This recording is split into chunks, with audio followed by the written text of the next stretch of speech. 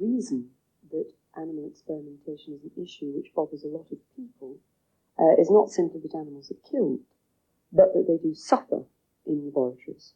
I think the fundamental reason why animals shouldn't be used in research is because we know full well that although they may not be able to reason, we know they can feel pain in much the same way as we can. We would like to see legislation which totally protected animals from vivisection. We would like to see a situation where there were no experiments on animals. They're rather like people who used to say the earth is flat, and they can cause a lot of trouble if many other people follow them in this, but it's quite clear that if medicine is going to advance, this type of work has got to continue in a controlled and humane way. If the community doesn't want any advances in medicine and surgery, then all experiments should be stopped. Hello, Miss. Hello. Health and safety, the acceptable face of medicine today. Good girl. We take it for granted that vaccines are effective and safe. The benefits of modern medicine and surgery have transformed the prospects of life. Few will want it otherwise, but the argument is not about ends, but means. For our confidence in the surgeon's skill and the drugs he uses depend upon research and testing on animals.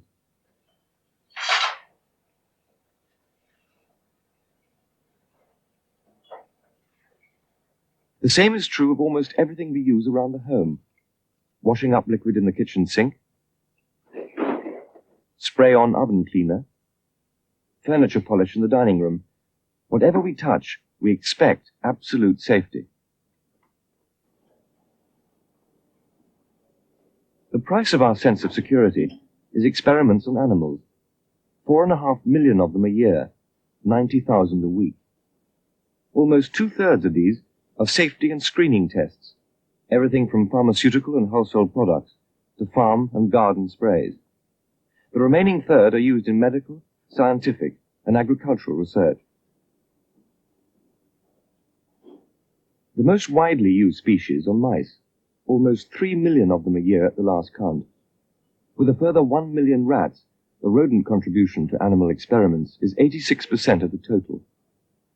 But it's the 11,000 dogs and 7,000 cats that attract most public concern. By contrast, the RSPCA destroy over 100,000 unwanted domestic pets each year. But experiments on animals provoke special emotions. To deal with them, there is special legislation. If there wasn't, scientists would risk prosecution. As it is, they are protected by the 1876 Cruelty to Animals Act. This authorizes the Home Office to license individuals to use animals which, for medical, physiological, or other scientific purposes, are subjected when alive to experiments calculated to inflict pain.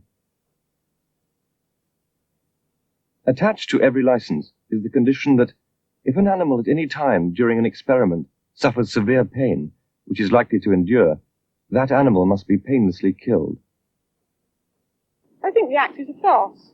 Angela Walder is a leading campaigner against vivisection. The only thing within the 1876 Act which should protect animals is the pain condition. And the pain condition is not in fact law. It is an administrative process attached to the licensing of research workers. So in fact in this country you can subject animals to severe and enduring pain for as long as you like. And there is no recourse in law. Your pet could finish up in a vivisection laboratory from this street market. Can you say you care about animals? Can you say you feel sorry for these animals? Sunday morning in London's Club Row, a regular gathering place for the anti-vivisection lobby. Then it's God's name don't give your money to the traders in this street market, please. Their target is a small pet market which they claim deals largely in stolen pets destined for research. Such allegations are commonplace, but hard evidence is scarce. The demonstrators are usually drawn from 4 separate groups: the RSPCA, Animal Aid, the National Anti-Vivisection Society, and the militant British Union for the Abolition of Vivisection.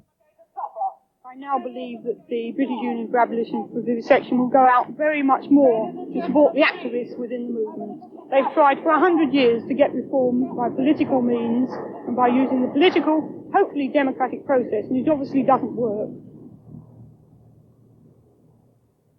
And that's a conclusion already reached by the underground Animal Liberation Front. They've resorted to daubing the homes and property of those involved in animal experiments and breaking into laboratories to liberate animals in open defiance of the law. The first time I was put in jail was in 1975, and that was for causing about £60,000 worth of damage to vivisection laboratories, places where animals were bred for vivisection, and other places where cruelty to animals took place. If during the war people had broken into concentration camps and damaged equipment and released the prisoners, that would have been against the law of Nazi Germany. As far as painting graffiti, painting slogans on the homes of vivisectors, I think that's totally okay, because it does reveal to that person's neighbours what he's involved in. I think that's very important.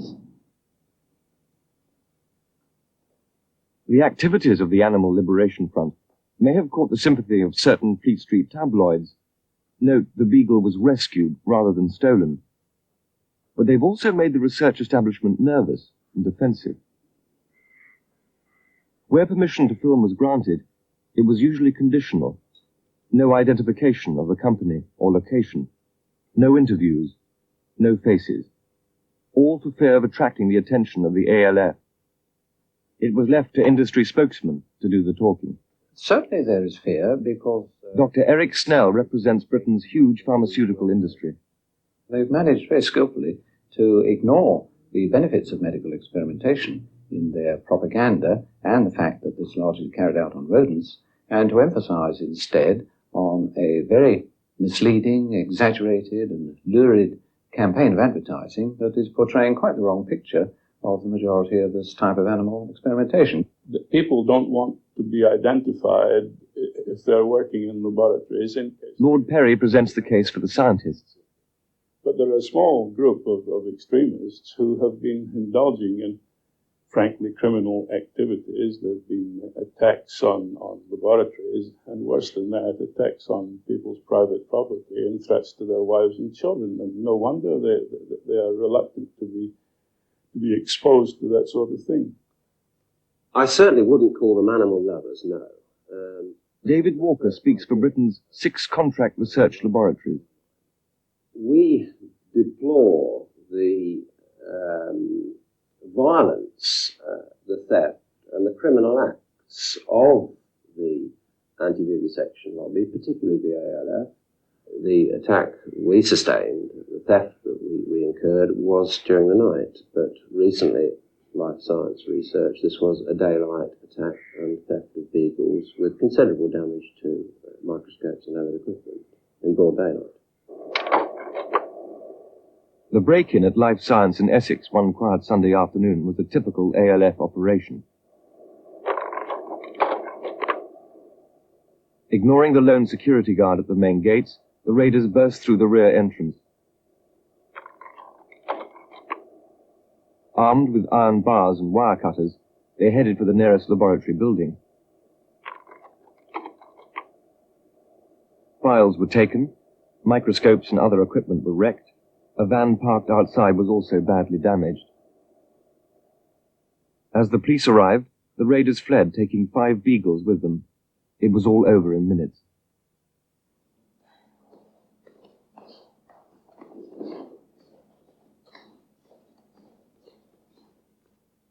This is a similar contract research laboratory where we were invited inside to film. Our arrival coincided with the intake of a number of 4-month-old beagles from a specialist supplier. All the dogs used in these places are purpose-bred. It's important to know their history and that they're disease-free. These dogs were to be used for what's called a short-term toxicity trial. After 14 days acclimatization, they would be dosed with the test substance for a further 2 weeks. Then they would be killed and their body tissues examined for harmful effects.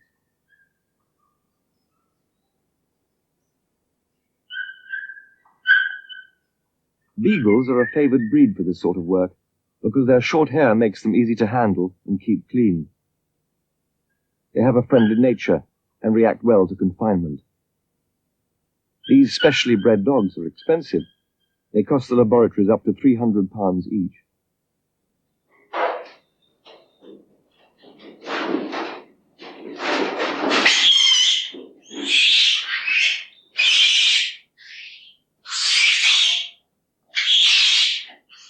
Unlike beagles, almost none of the 5,000 primates used in Britain are purpose-bred.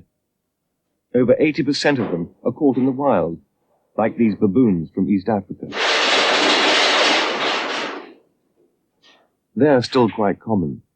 The demands for research worldwide have threatened the survival of some other species. It's become a controversial trade. If you take primates from the wild, there is a lot of suffering involved simply in the catching. Then in the transportation, you do in fact lose a lot of primates on the way. They die of shock, disease. In some instances, for example, where you're taking chimps, the practice of the natives who catch them is to kill the mother to get the baby, because female adult chimps with babies would not be handleable. So they take the babies and kill the mother. According to the Primate Protection League, for every 10 primates trapped in the wild, only 4 make it to the research laboratory. Most primates are social animals, and they live in troops in the wild. If you house them in individual cages, as they are housed in laboratories, before you've even done a procedure, the animal is suffering. It's suffering anxiety, fear, distress, loneliness, misery. And I've seen these primates in cages, and I find it very disturbing indeed to see them under these conditions. These baboons were being dosed with a range of 5 concentrations of a new heart drug undergoing tests for a client. The highest concentration, the red label, must by regulation be strong enough to cause harmful effects to the animal. The daily dosing will last from 2 to 4 weeks.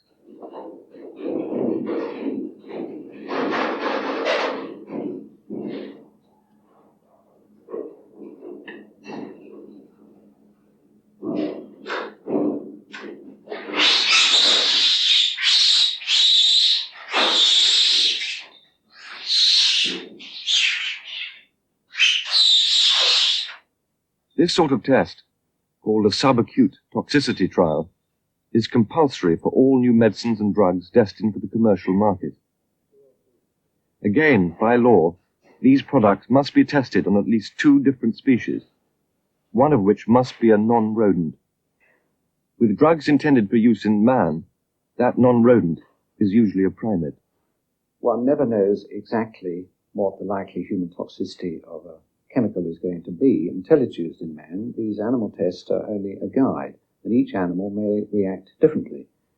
Some like man, some not like man. So a range of animals is necessary to get the best information of the likely human response. And of course, you spoke of monkeys, that is closer to the animal species, and for some chemicals more likely to mimic man in its response to them. Animals are not people. They respond differently. For example, in the testing of drugs, their metabolism is different, their excretion is different, and the results we obtain are really quite invalid. So the animals are not only suffering, they're suffering in vain.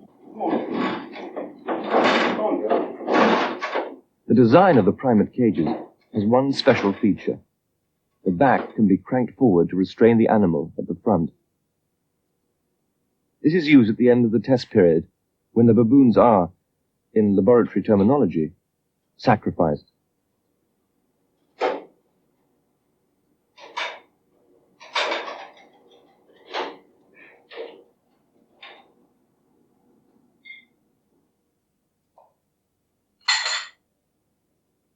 The vital organs are removed and prepared for post-mortem examination. Meticulous records are kept throughout the test in the client's file. What the microscope later reveals could be the make or break of a drug that's taken perhaps 10 years and £50 million to develop. It's a game only the giant multinationals can afford to play. Companies like Bayer, for instance. Their trademark towers over their hometown of Leverkusen on the banks of the Rhine.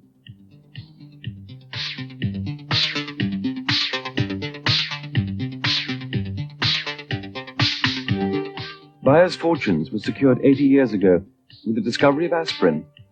Ironically, if it were submitted to today's stringent tests, it would probably fail.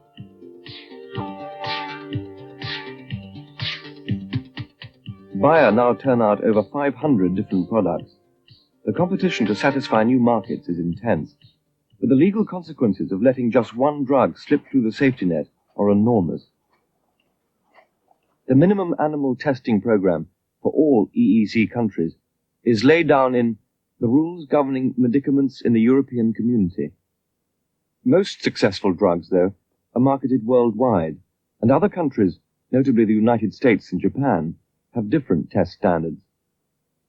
Regulations are different in different countries, they're different for different products, they're different for different purposes. For example, if you're exporting or importing or transporting, you have to fulfill various sets of regulations, and they're all different.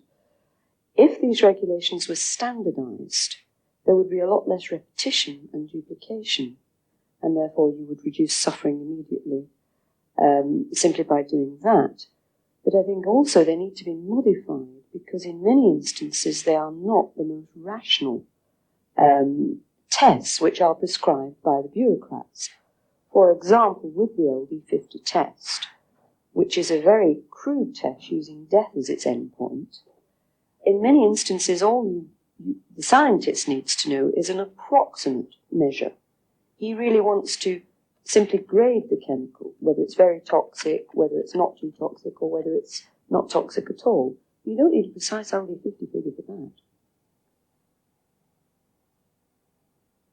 LD50 stands for lethal dose 50%, and it's an estimate of the size of dose that would kill half the animals in a group. An LD50 figure is used as a guide to the acute toxicity of a substance. In other words, how much of it would have to be taken to be fatal.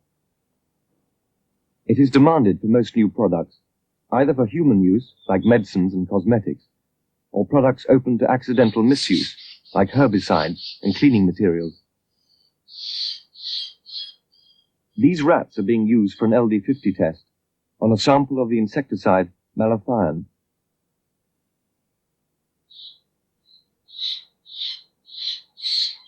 The rats are dosed with a range of concentrations, the size of dose being related to body weight. Here, only 2 rats per group are being used, but often as many as 10 animals per group may be required.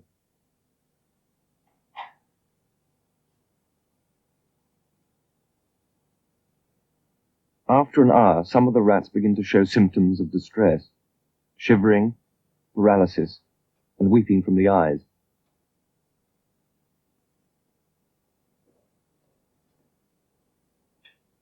After 2 hours, those dosed with the highest concentration are dead. Those in the second group are close to death. Others too may die before the end of the test period, which is usually at least a week. The survivor's fortune is short-lived. All animals in LD50 tests are killed and undergo post-mortem. This controversial test, which besides dosing can also include inhalation and skin tests, and clearly involves suffering, has itself been questioned by scientists. If we take the highly criticised LD50 assay, for instance, although this at the present time is required by statute in most countries in the development of a drug toxicity program, I think most of my colleagues in contract research are not very much in favour of this particular test. It can use quite a large number of animals, and the information received from this is not so valuable as a more in-depth investigation on a smaller number. Caught in the middle of the argument over animal testing is the veterinary profession. They too are very unhappy about the LD50 test. The LD50 test sometimes has to be taken to almost ridiculous extremes. I think it's probably reasonable to say if any substance administered in 100 times dose doesn't hurt anybody or hurt any animal, there's no need to go into 1,000 times or 10,000 times the dose. A lot of the testing is demanded by vociferous lobbies. There's one lobby wants no animals used, there's another lobby wants absolute safety, and the safety lobby wants animal testing. The two are irreconcilable. The LD50 test, although highly contentious, is justified by the demands of the law. The same cannot be said of smoking tests. Despite a government health warning on every packet, high cigarette consumption continues, and research into its ill effects goes on. Since the outcry over the smoking beagles, tests like these are now confined to rats. They're called nose-only inhalation tests.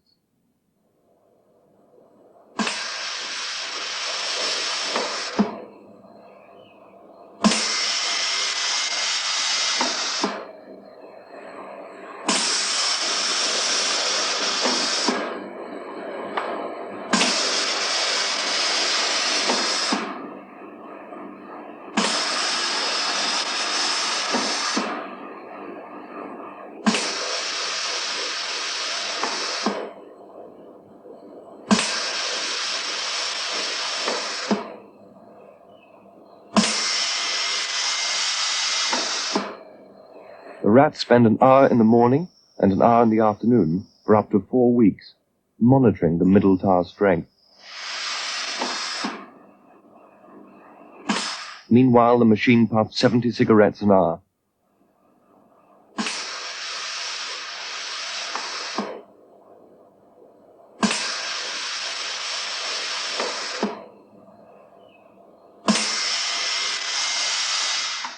The latest figures show that 41,000 animals a year are used in forced inhalation tests like these. Most of them are on industrial gases and dusts, but nearly 2,000 were on tobacco.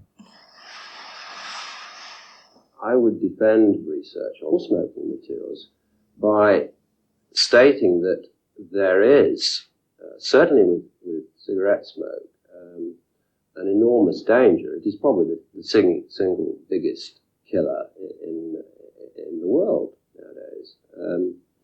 And while this is the situation, while people smoke, I think that we are morally obliged to investigate it. And if this, and it does, require the use of animals, yes, I see no reason why it shouldn't continue. I don't think testing them on animals is actually going to safeguard people's health. I think there is sufficient evidence now to show that cigarettes are toxic to man.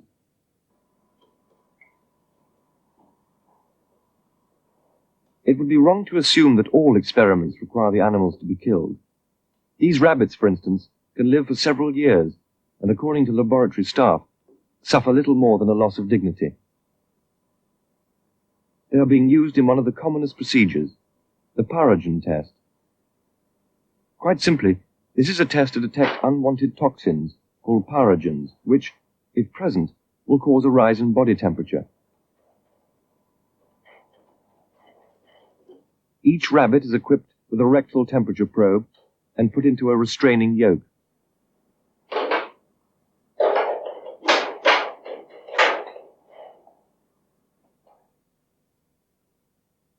They are then injected in the air with the test substance. Any pyrogen impurity will register as a rise in body temperature.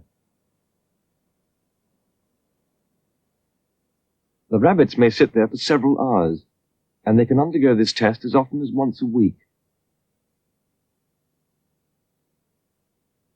Each rabbit will be recorded under the 1876 Act as an experiment performed without anesthetic. 80% of the 4.5 million experiments carried out each year in vivisection laboratories use no anesthetic, but few are as benign as the pyrogen test. The only people with the right of unimpeded access to these places are the Home Office Inspectorate.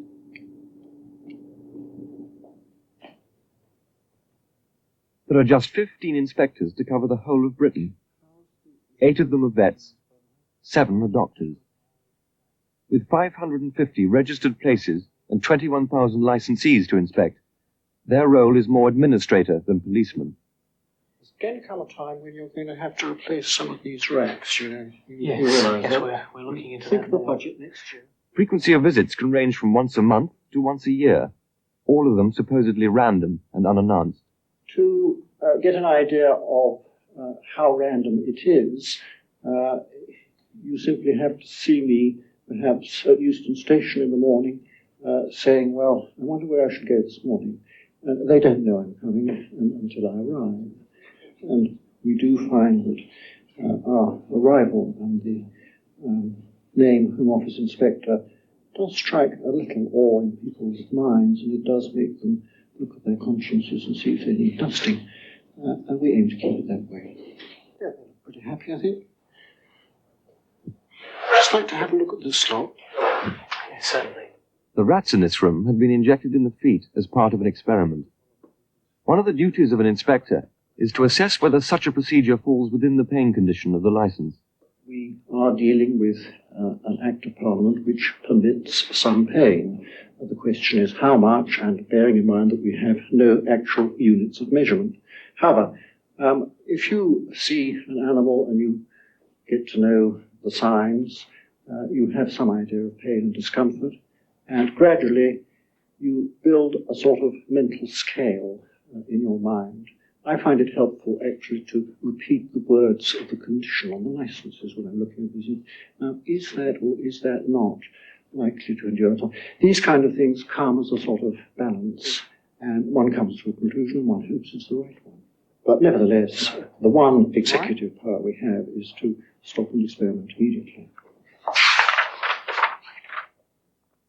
But in the last 106 years, since the Cruelty to Animals Act was introduced, there has only been one successful prosecution, and that was almost 70 years ago. I think the answer is that we practice what we would call preventive medicine. In other words, we feel that if we're doing our job correctly, things should never get to the stage of having to require prosecution. It should all be done way before that. But critics point out that 10 of the 15 Home Office inspectors have previously held vivisection licenses. They claim their impartiality is open to doubt. I think the fact that they have worked as experimenters, the fact that they work alongside experimenters, cannot be held to be a weakness in the system. It seems to me to be a strength in the system. It is their job, of course, to make sure that the law is properly carried out. They're dedicated people, and the basis of their whole position is to try to avoid cruelty to animals. But I don't think it really is a powerful argument to say you shouldn't have people who know what they're talking about.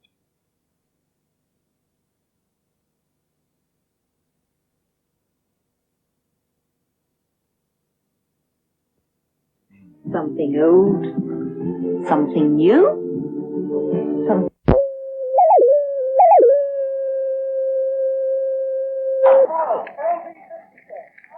My effigy has been burnt a number of times, and I've had phone calls, in the small hours of the night, abusive phone calls, and a great deal of intemperate language in letters, hate letters. Dr. Barry Cross, director of the Institute of Animal Physiology at Babram, near Cambridge.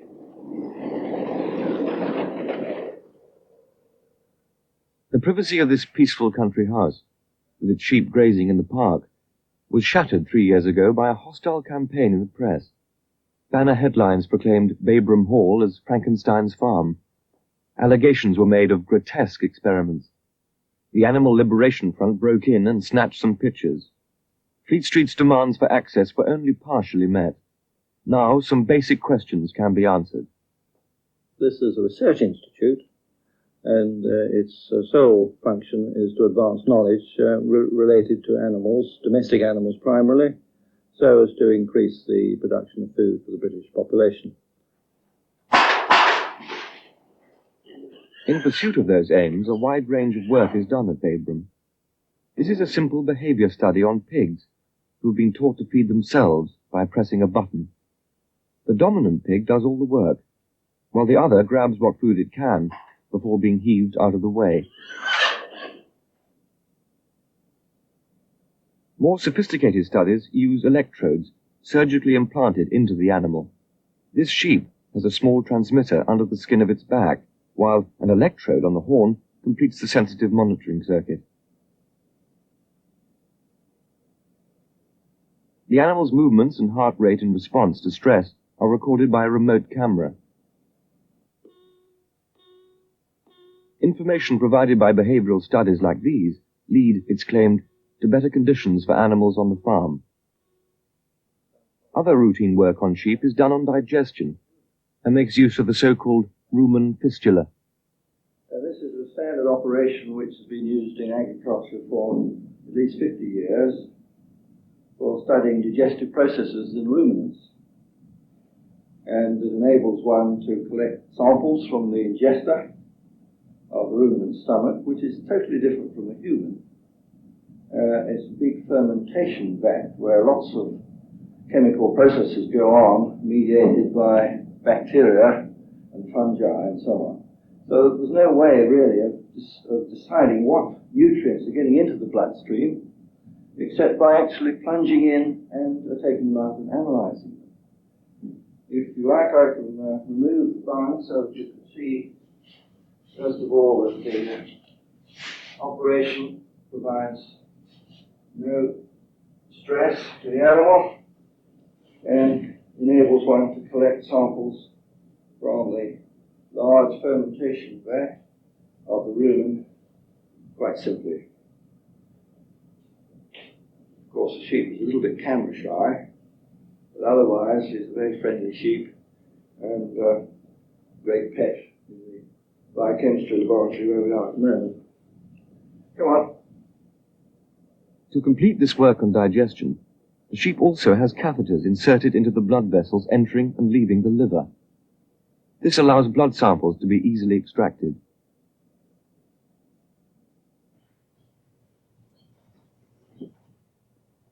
There is a prize-winning Jersey herd at Babram, and one of the cows illustrates another aspect of the Institute's work. Well, this is Victoria, as you can see, a very fine specimen of a Jersey cow, and she's had a little plastic operation on the carotid artery, whereby it's enfolded in a layer of skin right round it, and this means that the scientists can obtain samples of arterial blood very simply without disturbing the animal in any way. Victoria's also had another exteriorized vessel on the mammary vein down here underneath, which enables blood samples to be taken painlessly to give evidence about the process of milk secretion. Victoria, as you can see, is heavy in calf and is expected to produce its calf in a very few days. I feel very strongly that the suffering that goes on in this institute is very much less than that which goes on outside. I've had a vivisection license myself for over 30 years, and I'm quite satisfied that the standards of animal treatment and animal care and surgical skill in this institute are higher than the highest I've ever encountered anywhere. So I am convinced that the level of inconvenience, I'd rather put it at that level, inconvenience rather than suffering, that animals are subjected to here is certainly no greater than that of animals on farms or even animals used for sport, steeplechasing and so on. Perhaps the most controversial work carried out at the Institute is a transplant operation on goats. Although the licensee in charge of the experiment wouldn't permit filming for fear of repercussions, Dr. Cross was happy to explain what it was all about. Well, there's nothing wrong with it. It's an extremely bland operation. The mammary gland, of course, is a skin gland, and therefore it's really a skin graft. But for some reason that I don't think we fully understand, the public has a very emotional reaction to anything that involves mammary glands. The essential thing about the operation is that one of the two mammary glands is carefully removed from the inguinal site and grafted to the carotid artery and jugular vein of the neck. Now this operation may sound very terrifying, but within 2 days of the operation, the transplanted gland is giving perfectly normal yields of milk. Now any farmer will know that milk yield is the most sensitive index of stress. So if the operation was causing the animal any significant degree of stress, it would almost certainly mean that the milk yield would drop to nothing. Dr. Cross emphasized that only with the gland in this position is it possible to monitor exactly what nutrients enter and leave it. He's convinced that this work has led to important new knowledge of the process of milk production and secretion.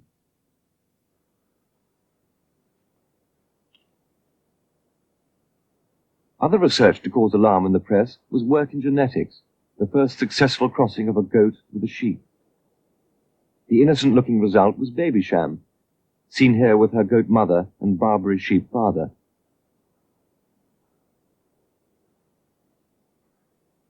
But despite the controversy, Dr. Cross remains proud of his institute's achievements, which, as he's keen to point out, reach beyond agriculture. Recently, there's been quite a lot of media coverage of the test tube baby saga in the Steptoe Edwards Circus in Cambridge, and I'm sure that they would be the first to recognise that their work would not have been possible without animal research which was done in this institute. Addenbrooke's Hospital, another Cambridge institution with an international reputation, this time for liver and kidney transplant. Some aspects of surgery are entirely dependent on the operation being perfected, first of all, in animals. The pioneer of the work on transplants, Professor Roy Kahn, likes to emphasize medicine's debt to animal experiments. On the epidemiological side, all vaccination and preventative types of immunization really depends on animal experiments.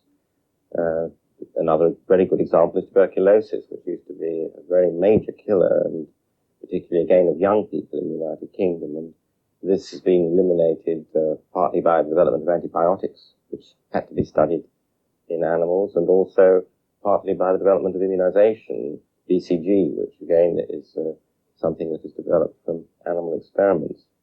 But Professor Kahn's outspoken defense of vivisection has also made him a target for personal abuse. I've certainly been woken up in the middle of the night after being operating for several hours into the night and been woken up an hour later. And of course that is very unpleasant for me, but it also is not fair on the patient who's going to be operated on being the next morning. So the abdomen has been prepared now with some iodine. I'm going to make a long incision, the whole length of the rat's belly, down through the skin. Rats provide the basic model for much of the work at Addenbrooke's. Here, surgeons working with Professor Kahn are investigating new ways of treating diabetes. At present, most diabetics have to inject themselves twice a day with insulin. This research is seeking a permanent cure by transplanting the cells of the pancreas that produce the insulin, the so-called islets of Langerhans. The first stage of the operation involves the removal of the pancreas from a number of anesthetized rats, a delicate but rather bloody procedure. It has a very rich blood supply, as you can see from the amount of bleeding I've produced. And then we put the pancreas again into an ice-cold solution. At the end of this removal, I make a cut through the diaphragm into the chest cavity of the rat and sacrifice the animal by dividing the great vessels in the chest so that the animal doesn't recover from the anesthetic. We use a number of animals for each experiment. The reason behind all of this is that if you wish to do any studies of immunology, that is, of why any graft is rejected by another individual, you must do it on intact live animals. It's not the sort of research that you can do in a test tube, because the responses of the animal are quite individual between different strains, and the techniques involved with organs and tissue grafts are such that the methodology cannot be worked out except in the living animal. For this reason, if we're to make any serious progress in transplantation of islets for diabetic patients, I think we need to do it in the laboratory with animals. It's not a problem that we're going to be able to solve in a test tube. One of the things we have to talk about this morning is how far it is acceptable in moral and public opinion to use animals for painful experiments. Now, one of the ideas that... Lord Houghton is chairman of the Committee for the Reform of Animal Experiments. It meets regularly to discuss reform of the 1876 Act, which the committee feels does little to control painful experiments. Isn't it also true that Their secretary is Clive Holland. Remember, when the 1876 Act came in, there were only some 350-odd experiments a year on animals. Now we're talking in terms of millions, up to 5 million a year. The situation is now a multi-million-pound business, quite apart from the research aspect of it, so that we need to have tighter controls. And certainly the most important issue is how much pain is legally permitted to be inflicted upon animals. Our view, and I hope the British government view, is that there is a degree of pain which is totally and utterly unacceptable. If pain is severe, either by duration or by intensity, and cannot be relieved, then our view is that animal must be destroyed. Even if you completely spoil the experiment, the animal must come first. Defining severe pain is one of the main difficulties in the whole debate on animal experimentation. In particular, how can human feelings of pain be related to laboratory animals? If you take, for instance, an example of running around after an operation, a rat that's had an operation, say, on its abdomen, will be running around almost within minutes of recovering from the anesthetic, whereas a human being wouldn't, because the pain would be too much and he'd rather stay in bed. Most scientists seem to agree that far too little is known about the nature of pain. Consequently, anti-vivisectionists feel that too much is left to the judgment of the licensee. The scientist simply regards the animal as a legitimate tool for his purposes. But I think there is a sort of blinker which the scientist has. Sometimes I talk to people about suffering in their experiments, and I'm quite convinced that, you know, if you took anybody off the street and said, is this animal suffering, the person would say yes. But the scientist will often say, oh no, the animal isn't suffering. It's quite clear that it's not suffering, and it's not clear at all. I feel that there is a great danger in research, in the strange love theory. Mike Seymour Rouse is an animal welfare campaigner based in Brussels. I, during the war, was in a concentration camp. Now, during the war, I learned quite a lot during the time I was in that concentration camp. I was in Dachau for this period. I, myself, was experimented on by a German doctor called Feldgiebel. And Feldgiebel was later sentenced. But when he was asked in the trial why he continued with his experiments, he said, Neugierigkeit, which really means in English, inquisitiveness. And that, I honestly feel, to a lesser extent, persists today in some scientists. Some. I'm not saying all, but some.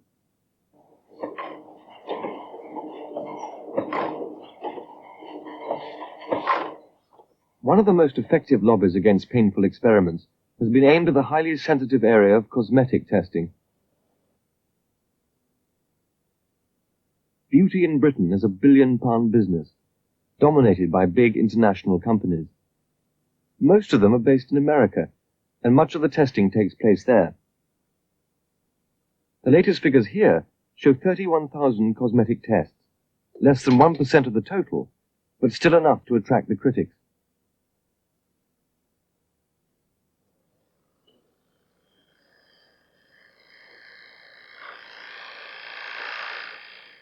It's the controversial Dray's tests that generate public concern. There are two basic types. This rabbit is being prepared for a skin irritancy test. These animals have sensitive, light skins, and when cosmetics are applied, will give indications of harmful effects. Most new products will prove quite safe, but some will register unpleasant reaction.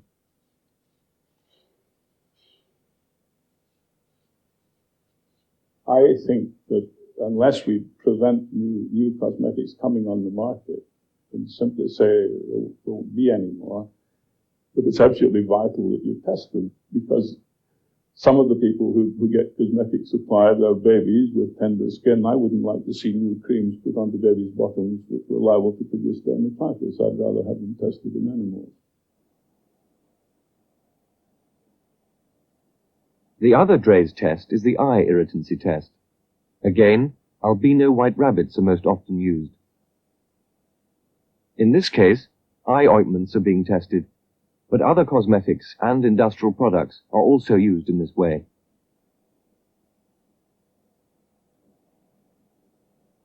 A sensitivity chart enables comparisons to be made at intervals during the test. Cosmetic testing is an emotional issue, and for some it's impossible to come to terms with. Actress Joanna Lumley is a leading campaigner for the cause of beauty without cruelty. I think the frivolity of it appalls me. And I think in the end it negates the whole point of beauty, which is almost always, unless you're the cruel witch, to do with love and gaiety and brightness and attractiveness. And I think that if you saw those little beasts being wired up or cut open or fed with stuff till they die, you'd rather go off it. You might go off the woman as well. All the cosmetics used by Joanna Lumley are made either from natural products or from substances tried and tested long ago. The trade name, Beauty Without Cruelty, guarantees just that. Why I use Beauty Without Cruelty is because it's good, simple stuff. Cunningly applied is as good as anything else, as everything is cunningly applied. There's no need to go to stuff which is £18 a bottle. There's no point in it. However, the European Commission has plans for a directive that would mean hundreds of basic cosmetic ingredients would have to be resubmitted for test. Once again, beauty may have to call upon animals.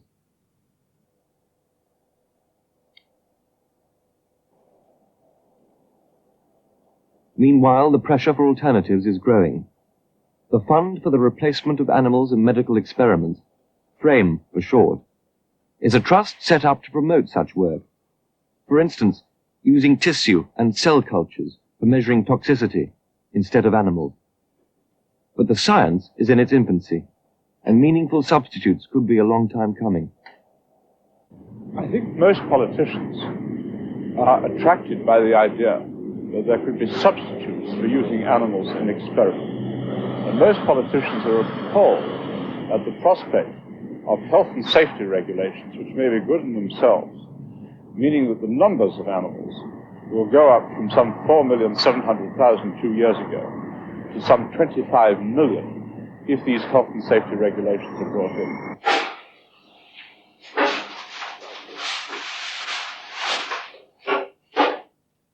Outraged by such a prospect, the anti-vivisection movement is gaining momentum.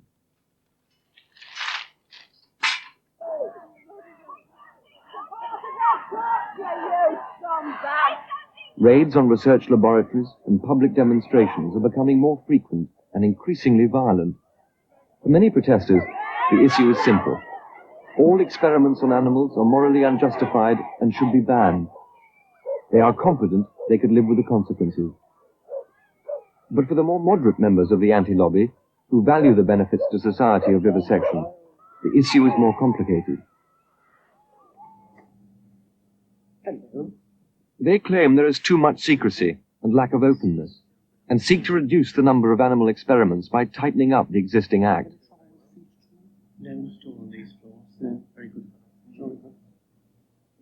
They want a stronger Home Office inspectorate, working to much clearer definitions of severe and enduring pain, and license applications to be considered on ethical as well as scientific grounds.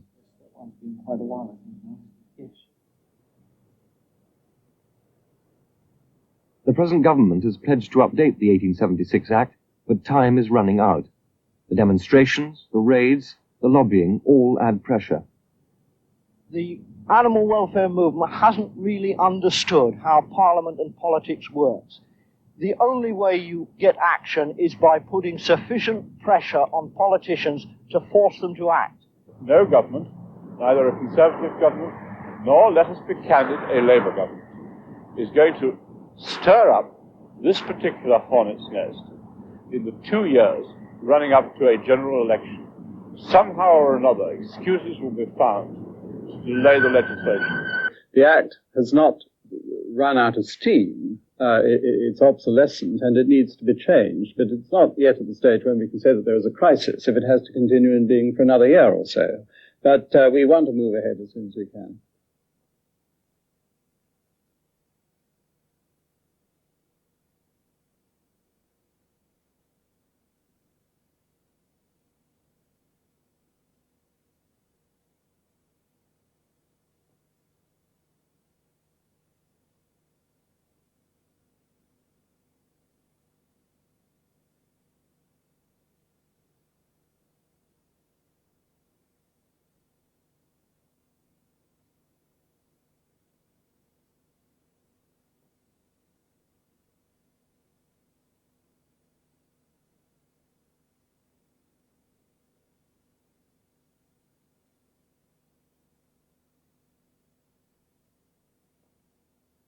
From where I am.